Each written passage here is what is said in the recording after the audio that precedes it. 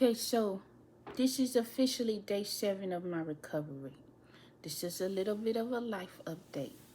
And I'm documenting this for a couple of reasons. First of all, I have an enormous family, a really big family, like it's a whole bunch of y'all, a bunch of y'all. And I love everybody dearly, but I'm getting phone calls and, from all the way from Louisiana, Texas, everywhere. Everybody's trying to figure out what's going on and what happened. And I don't mind keeping everybody up to date and tracking what's going on and telling y'all my story. But it's a bunch of y'all. You don't realize that until everybody start calling. It's a whole lot of y'all.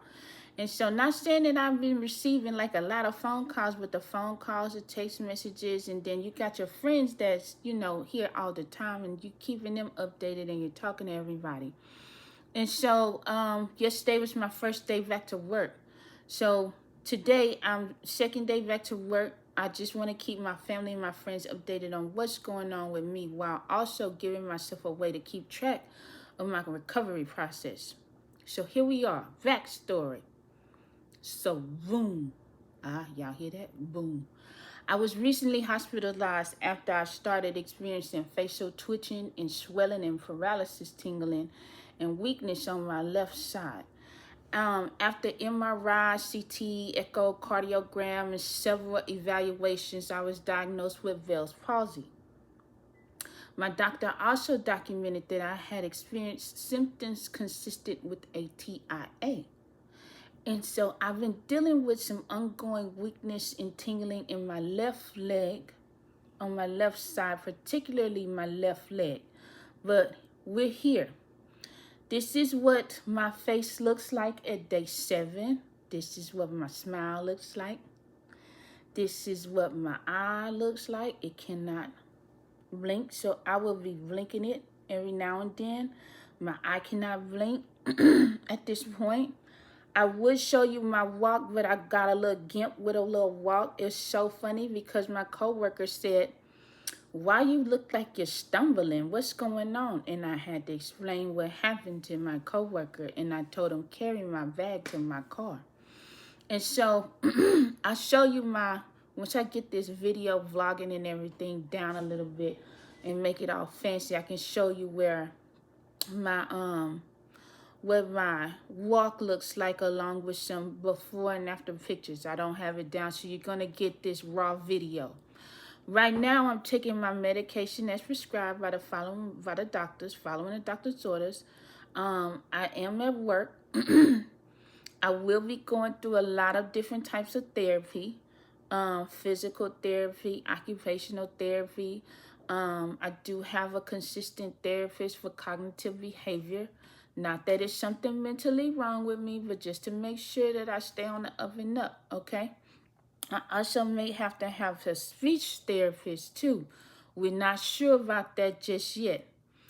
Right now, I don't know exactly what my final recovery is going to look like yet. I'm hoping for a full recovery, but some things are going to take a really long time. Some things may not take a long time. We're not sure of the prognosis of what's going to happen.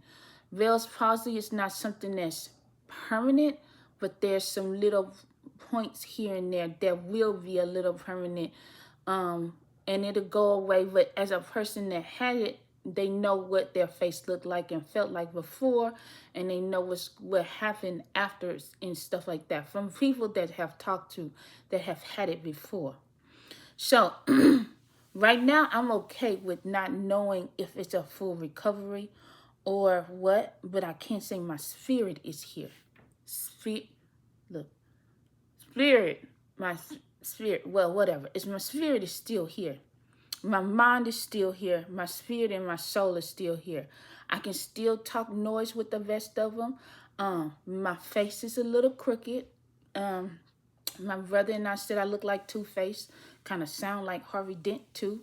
All I need, my godbrother told me keep the shiny side up. So we got the shiny side of the coin up. We're going to keep looking. Again, I'm not documenting this because I have everything figured out. Because, sweetheart, I absolutely do not have any of this figured out. I can't tell you this. Stress is one factor that everybody keeps saying, but also another factor is I'm a diabetic. I have high blood pressure. I also have high cholesterol. All of those are precursors to Bell's palsy. I had been changing my diet. My diabetes had been knocked down to pre-diabetic stages. So I was on the up and up when all of this happened. So it wasn't the stress, even though I had 6 months of a lot of things happening to me in a matter of 6 months. And it's supposed to be the year of Virgo. We supposed to be winning. I said, well, how am I winning with all of this? But I think I am winning because it's giving me perspective on life. And we can discuss that at another time on another day.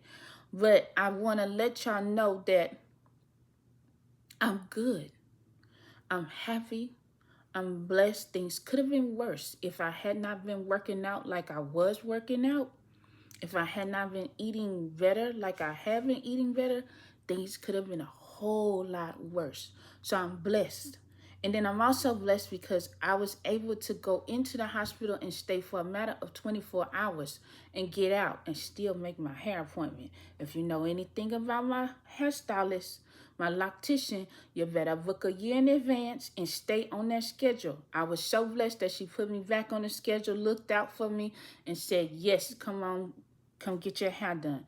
Because the girl was looking real bad in that hospital bed, and I was like, I gotta make my appointment. So I say that to say that my kids are fine. They don't really want to come home. They so fine. They told me I don't want to come home and stop calling me. And they are little kids, not teenagers. So we had to check that behavior real quickly.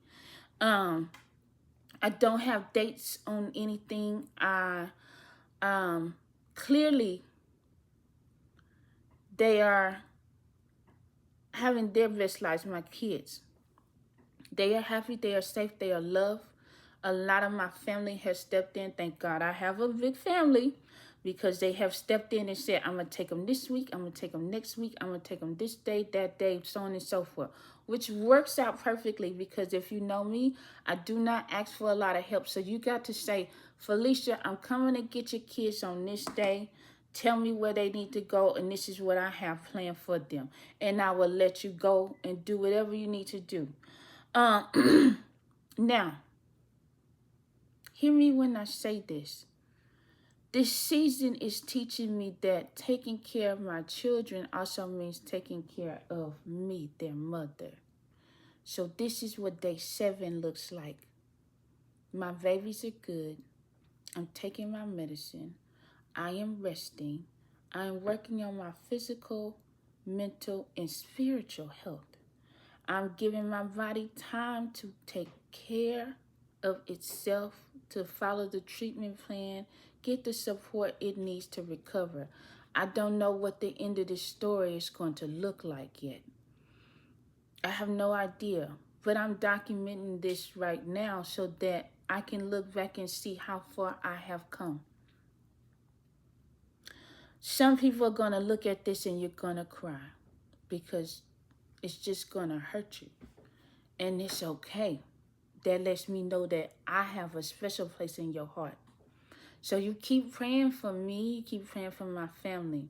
Excuse the fact that I don't have nothing on my walls because I'm in the midst of trying to get my floors together. But day 7, we're still here. We're still healing. And apparently my children are on vacation from me.